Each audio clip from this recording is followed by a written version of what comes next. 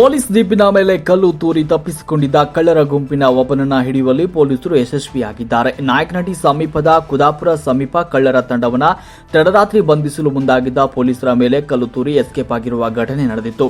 ಆಂಧ್ರಪ್ರದೇಶದ ನೋಂದಣಿ ಸಂಖ್ಯೆ ಹೊಂದಿದ್ದ 7 ಜನರಿದ್ದ ಬೊಲೆರೋ ವಾಹನ ಕುದಾಪುರ ಡಿಆರ್ಡಿಒ ಬಳಿ ಅನುಮಾನಾಸ್ಪದವಾಗಿ ಓಡಾಡ್ತಾ ಇದ್ದು, ಇದನ್ನು ಗಮನಿಸಿದ ನಾಯಕನಹಟ್ಟಿ ಪೊಲೀಸ್ ಠಾಣೆಯ ಸಿಬ್ಬಂದಿಯೊಬ್ಬರು ವಾಹನವನ್ನು ತಡೆದು ಪರಿಶೀಲನೆಗೆ ಮುಂದಾಗಿದ್ದಾರೆ.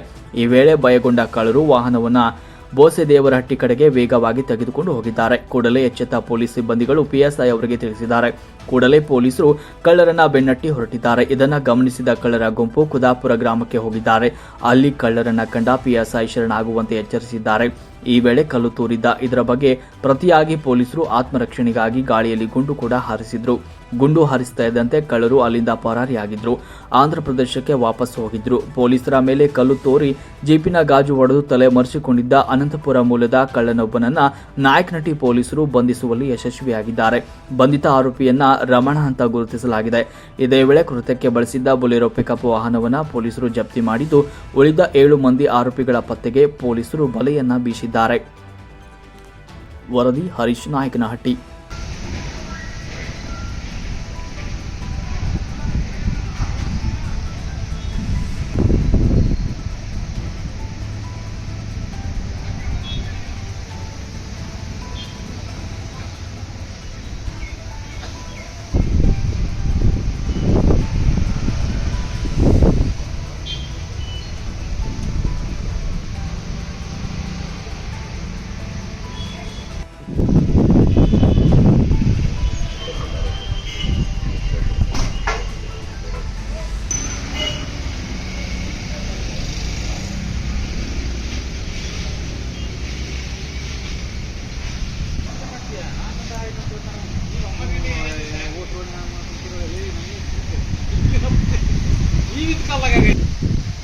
ಎಂತಾಯ್ತು? ಯಾರು ನಿನ್ನೆ ತಾನು ಜೀಪ ಬಂದಿರೋದು?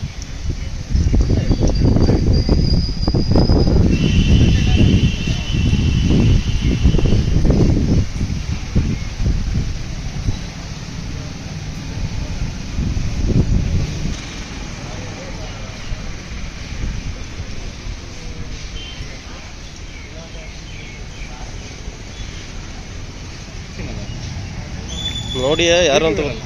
ಹೌದು, ಬೆಳಿಗ್ಗೆ